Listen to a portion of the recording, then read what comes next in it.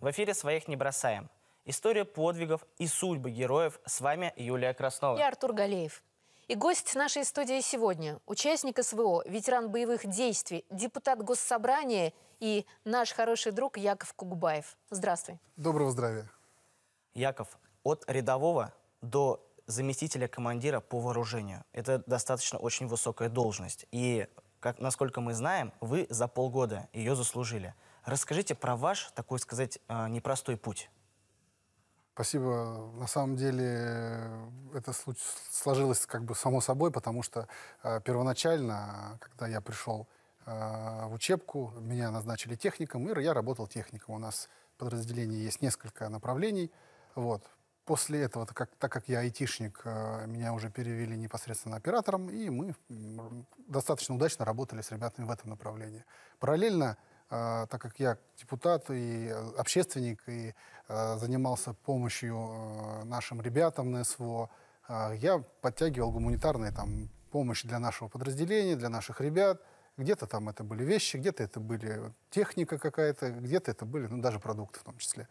Вот. На что мне сказали, оценили это все и назначили меня старшиной, где, в принципе, нужно было выстроить систему работы. Так как наше добровольческое подразделение перешло уже в состав Министерства обороны, у нас выстраивали определенную логистику, где я очень пригодился, и мой опыт тоже пригодился. После чего вот сейчас я уже на той тарифной сетке, на той должности, в которой сейчас нахожусь. То есть депутатство тоже как-то помогло, правильно? Безусловно. Любая общественная деятельность, если человек занимался общественной деятельностью, он так или иначе не может от этого уйти, его к этому тянет. И он это будет развивать где угодно. Хоть в гражданской жизни, хоть в военной жизни. И это помогает всем. Важно, что это помогает ребятам на местах.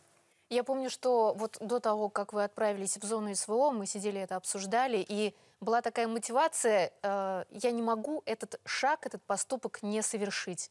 И сейчас, наблюдая активность в соцсетях, например, в ВК, я вижу фотографии из зоны боевых действий. В моем понимании, что-то наверняка внутри поменялось. Вот что изменилось в вас за это время? Помимо мотивации наверняка, она еще добавилась, да? Безусловно, мотивация прибавилась, и об этом я, наверное, еще расскажу. Но, отвечая на вопрос, хотел бы добавить, что в соцсетях, к сожалению, не получается выкладывать очень много постов. Там один в месяц — это как бы такой оптимальный вариант, когда есть связь, когда есть возможность, и об этом еще вообще вспоминаешь. Потому что идет специальная военная операция, и в приоритете задачи, которые спасают наши жизни, и в том числе жизни ребят. Что меня сподвигло? Во многом я уже говорил, что это все-таки те ребята, которые приходят с фронта, как раненые. Вот пример Артур. Они не падают духом, они стремятся развиваться дальше, они стремятся создавать у нас в России, в наших регионах комфортную жизнь. И в конце концов может быть, что-то во мне так переломилось в какой-то момент, и я понял, что я должен пойти. Даже если на маленькую долю чего-то я смогу помочь ребятам реализовать те поставленные задачи, которые поставил нам Владимир Владимирович, то это уже будет большой успех. Возможно, даже это был больше вызов себе, потому что когда началась вся история с мобилизацией, было страшно, я соглашусь. Спустя, наверное, 2 недели после мобилизации я пришел в военкомат свой и говорю, вот у меня такая-то специальность. Вот, мне сказали, что ты пока не нужен, поэтому... Мы позовем. Да, мы позовем. Не позвали, а потом назовем это желанием, что ли. Росло, и в конце концов я понял, что просто одной гуманитаркой я не покрываю вот эту потребность помогать ребятам нашей армии реализовывать поставленные задачи. Гуманитарка — это маленькие шаги к победе. Все-таки сейчас у нас весь регион, вся страна сплотилась, чтобы приблизить нашу победу общую. Потому что надежный тыл — это половина победы. И самое интересное, Яков, вот насколько нам известно, вы часто бываете в Курской области, да? Ездите в Белгород. Когда я выходил из Киевской области, как раз-таки в Брянскую область, мне вот было интересно, как настроены жители Курской области, как настроены жители Белгородской области, потому что жители Брянской области подходили к нам, к технике, то есть и давали какие-то продукты питания, аптечку как-то, помогали нам, то есть были положительно настроены на победу. А вот у вас как обстоят дела там? Ну вот на тот момент, про который вы рассказываете, на самом деле, не было боевого соприкосновения непосредственно в Белгородской области и в Курской области. Сейчас это все мы имеем, к сожалению. И жители не просто стараются там поддержать, да, они стараются помочь всем, чем нужно. Если это ремонт техники, это ремонт какого-то оборудования, если это электроника какая-то в том числе. У нам ремонтируют ноутбуки бесплатно, когда у нас они ломаются в некоторых направлениях деятельности, там некоторое оборудование, которое мы можем попросить нам отремонтировать, не в рамках Министерства обороны, а именно вот стороннее. Это стараются делать. Люди с пониманием относятся к тому, что сейчас происходит. И они видят, за что мы боремся и с чем мы боремся. А тем более сейчас, когда в Курской области происходит вот такая ситуация, мы выдавливаем врага максимально. Я думаю, что это чувство патриотизма, оно только увеличилось. Задачи депутатские, общественные, они по-прежнему остаются. Вот какие здесь ближайшие планы? Наверняка вот ближайшее заседание Госсобрания вы обязательно посетите. С удовольствием хотел бы повидать всех коллег, поучаствовать. Я буду на этом Госсобрании. К тому же хочу сказать, что в мое отсутствие я стараюсь контролировать вопросы, которые происходят в моих районах, за которыми, в том числе, где за меня голосовали, где люди меня выбирали и поддержали. За это отвечают у меня 3 помощников, которые периодически проводят прием граждан, которые... Вот, кстати, вопросы приема граждан, они тоже сейчас стали особенные. Люди понимают, что я нахожусь там на специальной военной операции. Лично со мной поговорить им будет сложно. Но они звонят на телефон, который есть, доступен всем, моей помощнице. Помощница собирает всю эту информацию, передает ее мне. Когда у меня появляется свободное время, я могу зайти, посмотреть и дать ей определенные направления, куда чего нужно двигаться, куда составить письма, запросы, кому позвонить, чтобы решить или хотя бы постараться решить тот или иной вопрос. То есть эта работа продолжается, работа с населением продолжается, работа на местах продолжается. Это не значит, что я ушел и забыл про депутатскую ответственность, которую на меня возложили.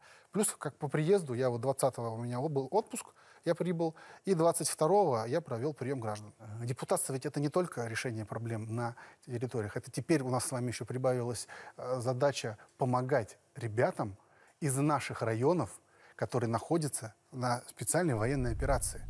Это могут быть мобилизованные, добровольцы, это могут быть кадровые военные. Но у них тоже есть нюансы, есть сложности, которые происходят там на местах. И наша, скажем так, региональная задача помочь им в том числе и там.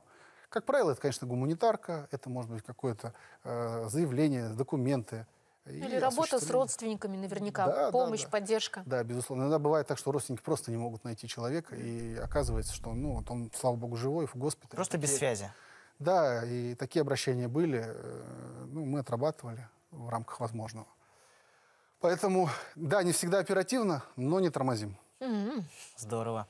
Яков, вы очень скоро получите удостоверение ветерана боевых действий. Просто лично я, когда получил удостоверение, это было для меня так шок и трепет, потому что я взял в руки удостоверение, смотрю, Галеев Артур Альбертович, и я понимаю, что у моего отца точно такое же удостоверение, но у него за Чечню. Вот, и я такой, вот, я как папа. Вот у вас все-таки какие были мысли? Это удостоверение оформляла часть. Я его пока не видел и не знаю, какие у меня к этому эмоции. Вот. Поэтому я надеюсь, что я смогу ответить на ваш вопрос, когда его получу. А что касается ветерана боевых действий, я считаю, что заслужил это каждый участвующий в специальной военной операции человек, вне зависимости, сколько времени он там пробыл. Потому что это говорит о том, это даже не статус какой-то, это говорит о том, что человек патриот. Это поступок. Это поступок, да, за который можно и нужно гордиться. Яков, не могу не спросить, наверняка есть позывной, я знаю, но для наших зрителей расскажите историю, как он за вами закрепился, сами выбрали или так получилось? Наверное, так получилось, и сам выбрал, это 2 в 1. Head and Shoulders. Мой позывной Хаим. Когда у нас было слаживание, мы жили в одной казарме, назовем это так, с ребятами, было обучение. У нас была традиция вечерняя, мы друг другу придумывали позывные, которые у тех, у кого их не было. И так у нас появился там Форос, Лис, Чубака и так далее. В какой-то момент пришло время, видимо, дать позывной мне. Начали прорабатывать варианты. Естественно, все пошло с моего имени Яков. Вот. И начали перебирать варианты, а Яков это такое вроде бы и русское, вроде бы как и иудейское там имя. Вот. Были там предложения и сенатор, и депутат. Но так как наш командир подразделения, у него позывной сенатор, совпадало, сказал сразу нет. Занято. Занято, да. Депутатов там тоже достаточно. Вот. Перебирали, и вот в какой-то момент открыли телефон, и, значит, начали смотреть варианты там имен на иврите там, или что-то связанное там с Библией, вот что-нибудь такое. И нашли там вот список имен, там, и был среди них Хаим. И в какой-то момент, когда вот его это назвали, один из товарищей говорит, из Бурятии, он говорит, а у нас есть река Хаим. Ну, так, любопытно, какая-то национальная тема такая. Хорошо. А второй, говорит, человек из Крыма, который знает, с украинскими корнями, он говорит, а у нас такое выражение есть, хай им. Ну, типа, черт с ним, или там, бог с ним. Или... А как переводится хаим? Вот. А потом уже, когда уже все это я принял, выяснилось спустя там месяца 3, что хаим переводится как «жизнь». Ого. И для меня это было неожиданностью. Это, я уже его вписал, но меня все равно все называют Яков. Но закрепилась и Хаим. Закрепилась и Хаим, да. И когда нужно, люди по связи вызывают таким образом. Ну, очень так жизнеутверждающе. Мне вот любопытно, какой, Артур, у вас позывной? У меня позывной был Галя. Ох ты. Да, от фамилии Галеев. А, Позывной Галя, сокращенно. Я никогда не обижался, я когда, там не до этого, да и, в принципе, я согласен с этим позывным, мне подходит. Душу радует. Да, Ну, отец, это гордость. безусловно, спасибо. Большое спасибо, что пришли к нам в студию. Мы желаем, в первую очередь, конечно, вам возвращаться живым и здоровым и с победой. Передайте Спасибо от нас большой привет нашим бойцам. Обязательно. это была передача «Своих не бросаем» о подвигах современных героев, о тех... Кто приближает победу в тылу? С вами были Артур Галеев. И Юлия Краснова. Увидимся через неделю. До встречи.